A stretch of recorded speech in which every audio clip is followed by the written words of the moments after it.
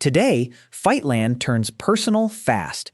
A violent attack inside a London bathhouse sends a message no one can ignore, while the fallout threatens to drag the Marshall family into an even bigger war. Zeke's actions will put everyone around him under pressure, forcing hard choices about loyalty, retaliation, and whether the family can still hold together without their father.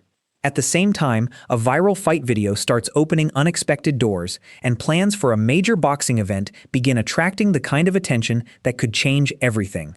For Duke, the pressure hits closer to home. Joy is preparing to leave with Aiden because the danger is getting too close, while an unexpected ride pulls Duke into a more personal conversation about boxing, family, and the past. Then the episode takes an even darker turn. A hidden investigation leads back toward the Russian bathhouse.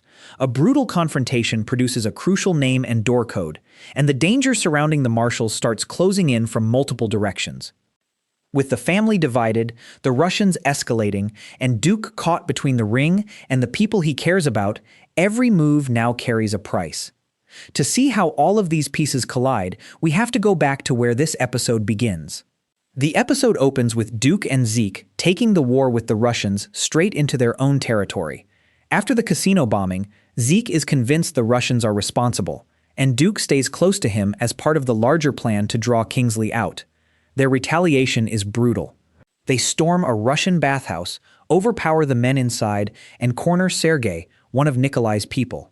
Duke and Zeek demand to know where Nikolai is, but the Russians refuse to give them what they want. By the time the two men leave, the message is unmistakable.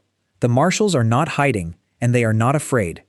The problem is that this attack changes the game.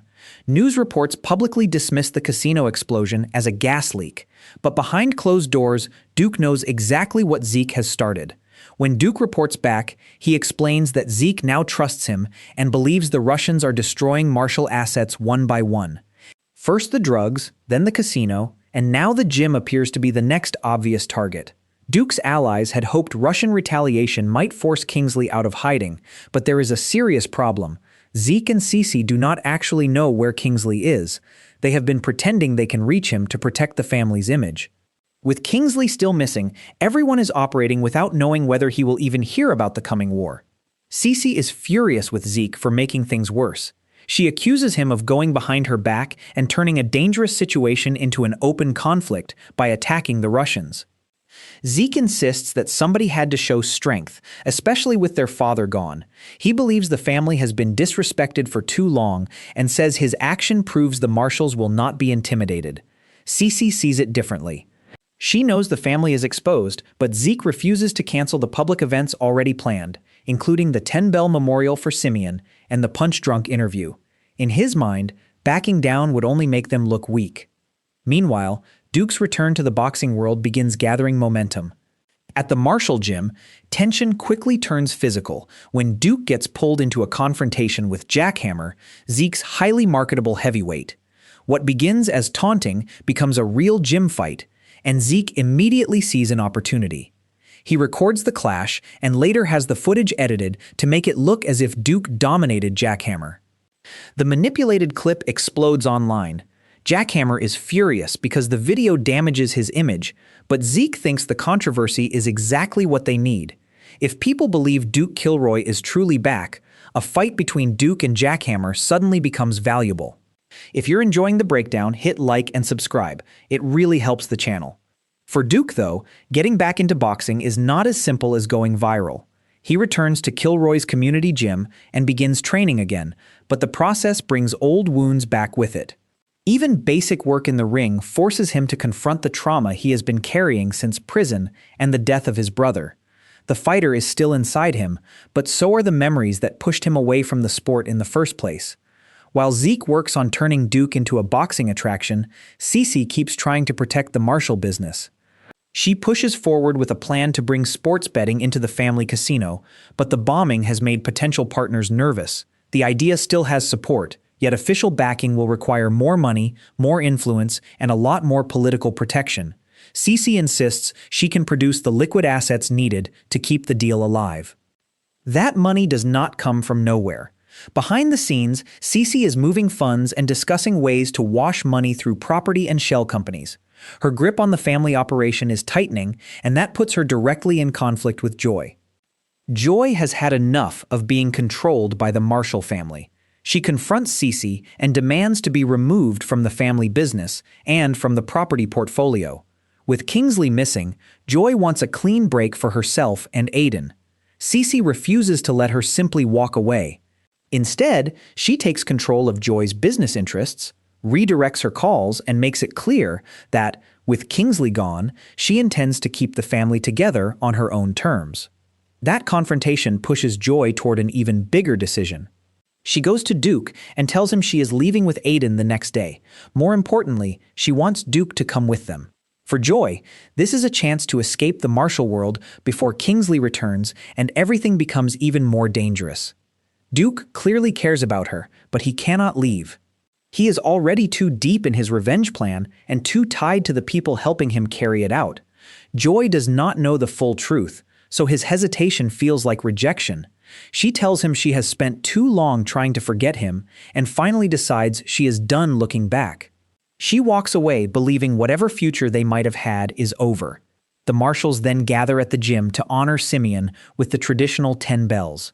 Zeke speaks about Simeon's loyalty and presents the family as united, even though almost every relationship inside it is beginning to fracture. During the event, Kim learns that Zeke has been bragging about hitting Russians at a bathhouse with another man. She does not yet know for certain who that second man was, but the information gives her a new direction. Later, Kim finds Duke alone and offers him a ride. What begins casually turns into fish and chips at Duke's place, where Gazer joins them and shares pieces of the Kilroy family's boxing history. Kim sees a side of Duke that is far removed from the violence surrounding him.